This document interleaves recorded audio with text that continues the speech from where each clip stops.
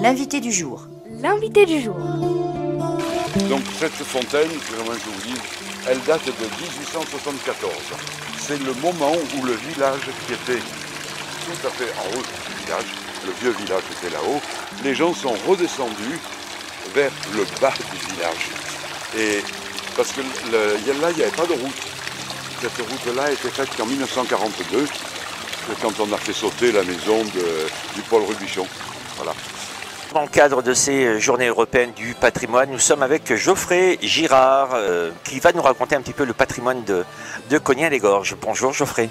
Bonjour. Alors Geoffrey, conseiller municipal. Oui, c'est ça. Attaché un peu au patrimoine. Oui, voilà, on peut dire ça, rattaché au patrimoine.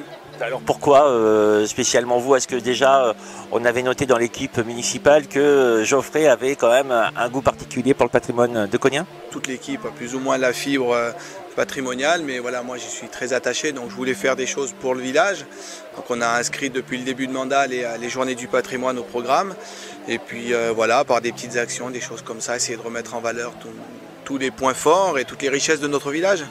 Alors des richesses à Cognat, il y en a quand même tout un tas. Oui, c'est ça, on a un patrimoine qui a été bien conservé et on retrouve plein de petits éléments patrimoniaux bien conservés. On a 2 églises, il y a la fontaine, il y a le poids public, la pierre à dîme à l'entrée des Gorges du Nant et la meule sur la place du vieux village qui était un ancien battoir à chanvre, donc aujourd'hui disparu pour le bâtiment, mais il y a une trentaine d'années, cette pierre avait été ramenée sur le centre du village. Donc plein de petits éléments patrimoniaux importants qui sont bien conservés.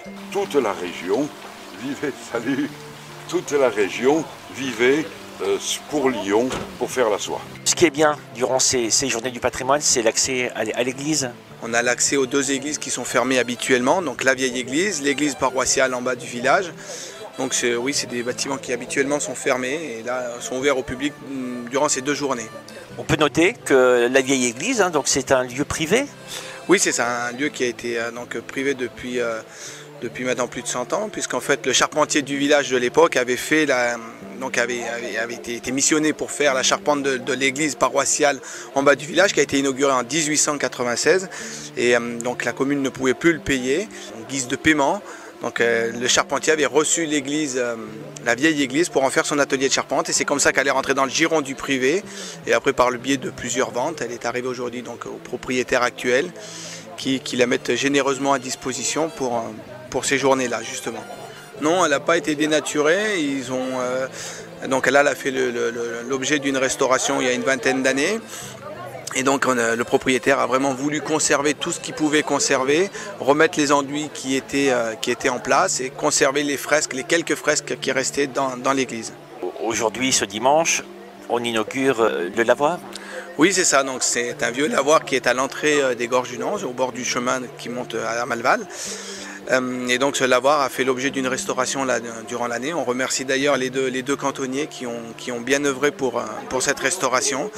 Donc à partir de témoignages, on a essayé de reconstituer au mieux le lavoir. Donc c'est une planche, donc on est sur un lavoir à guet, donc avec une planche qui est très basse et un petit plancher en bois. Et puis voilà, on a remis quelques objets aussi, quelques objets d'époque. Hier, j'ai pu faire la visite du patrimoine de Cognat. En effet, à l'époque, les dames étaient bien à genoux. Oui, c'est ça. Donc les femmes se mettaient souvent à genoux pour faire la lessive. Il y avait quelques lavoirs après qui ont été en béton qui étaient plus hauts, mais sur les lavoirs à guet, et souvent c'était le cas, les femmes étaient à genoux. Et donc voilà, c'est toujours surprenant à notre époque de voir ce genre de choses, mais oui. Et c'est du temps où ici, c'était aussi une épicerie, c'était la pompe à essence, la blanche faisait la pompe à essence, l'épicerie Replat. Nous c'était Casino, on disait on va chez Casino, et c'était l'épicerie, et à côté, son mari faisait le pain, avec Yo-Yo, notre brave Yo-Yo qui faisait 130 kilos. Le pauvre, quand il est mort dans sa caravane, il a fallu couper la caravane pour le sortir. Ça coûte cher d'entretenir le patrimoine quand on est conseiller municipal. Est-ce que c'est cher ou est-ce que finalement, quand on fait une demande auprès de la population peut répondre facilement par des dons, car elle tient aussi à son patrimoine? Alors les dons, c'est ce qu'on avait fait pour la restauration des signes en début de mandat, puisque c'était aussi une autre opération qu'on avait voulu faire, des signes qui avaient été dérobés il y a à peu près une trentaine d'années.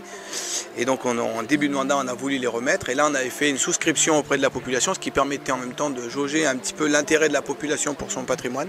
Et il y avait eu quand même, on avait collecté près de la moitié du montant de la restauration de ces signes. Donc ce qui permet en même temps de jauger l'état d'esprit de la population, est-ce qu'elle est attachée à son patrimoine. Et finalement, c'est peut-être aussi important qu'un investissement financier, car là, on parle bien sûr de... Tout le monde peut participer, même avec un petit montant, de s'accaparer un peu son patrimoine. Oui, bien sûr, chacun avec un petit montant. Et puis ce qui est important, je pense, le patrimoine, c'est pas qu'une affaire de commune ou de collectivité territoriale. Il faut aussi que les gens s'approprient eux-mêmes ce territoire, se dire que sur sa maison, on a des choses qui font partie du patrimoine, essayer de les mettre en valeur. Et si chacun joue le jeu, c'est tout un village qui gagne et toute une... C'est pas que communal, je veux dire, c'est collectif, c'est notre village, c'est le bien commun, la commune. Alors vous voyez, le château a une tour et l'église a le clocher là-haut derrière. Et ils se battaient pour avoir chacun plus haut que l'autre. Alors là, c'est la maison de Didier et là, c'était le moulin. C'est toujours... mais sauf que maintenant, il ne fait plus moulin comme avant. Mais il n'y a pas si longtemps que ça, il y a 30 ans 30 ans, il faisait encore le moulin. Et je me souviens que Replat me disait, on n'arrive plus à avoir la farine qu'on veut, j'arrête. Vous êtes jeune, Geoffrey? Oui, c'est ça, j'ai 32 ans. Donc ça veut dire que votre génération va continuer à perdurer cette histoire et cette mémoire. Eh ben, j'espère que je ne suis pas le seul, parce que ça me ferait beaucoup de peine. Et non, j'espère qu'il y a d'autres jeunes comme moi qui sont captivés par le patrimoine et par leur pays, tout simplement, parce que c'est notre histoire, c'est les richesses que nous ont laissées les anciens, et c'est à nous de les transmettre à nos enfants. Vous allez la voir, l'église.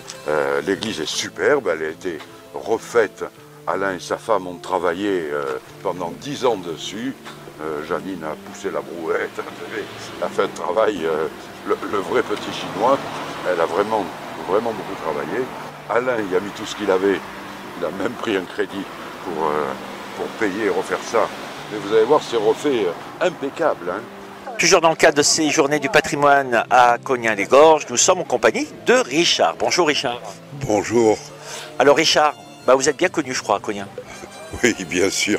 Je suis conseiller municipal et je suis dans les rues du matin au soir. Voilà, généralement on vous croise toujours avec le sourire d'ailleurs. Avec le sourire et au bar souvent. Avec modération. Avec certes. Alors Richard, si on discute un petit peu ensemble, c'est que hier j'ai eu la chance de pouvoir faire les visites des rues de Cognien-les-Gorges avec vous. C'est un village qui vous tient à cœur et vous y êtes né. Je n'y suis pas né, je suis une pièce rapportée. C'est ma femme qui est de Cognin et sa famille qui est depuis très longtemps. Voilà. Et en arrivant maintenant à la retraite, on est venu habiter en permanence ici. Passionné de Cognien-les-Gorges ou passionné du patrimoine? Passionné à la fois de Cognin et puis forcément du patrimoine de Cognin et du patrimoine en général. On s'est toujours intéressé à l'histoire et à la géographie, voilà.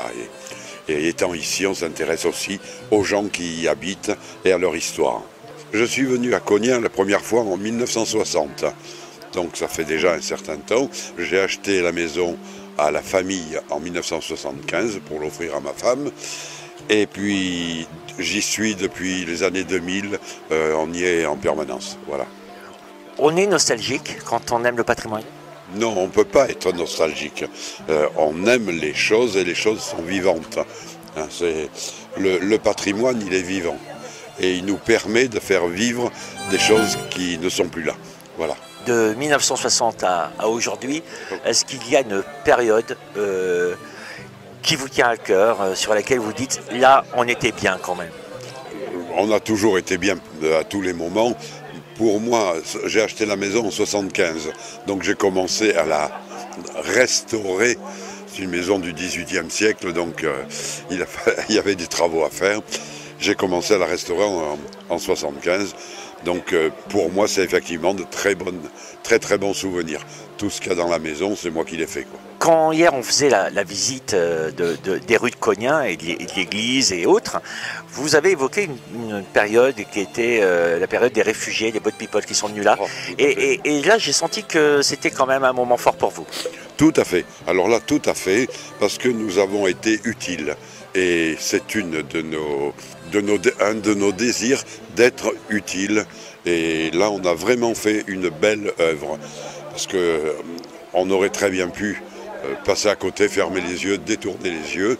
Et là, on a accueilli 2400 boat people.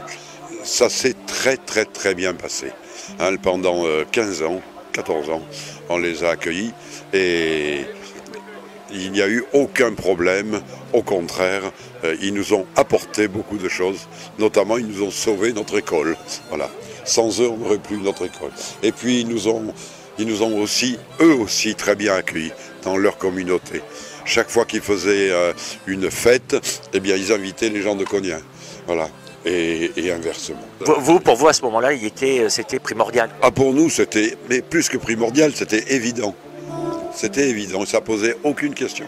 On l'a fait sous l'égide de la Croix-Rouge et avec Grenoble, mais ça s'est très bien passé. Personne n'a posé la moindre réclamation. Je suis certain que si aujourd'hui on disait qu'on voulait accueillir 2400 migrants sur 15 ans, le reste de la population poserait des questions. Il y a 2 ans.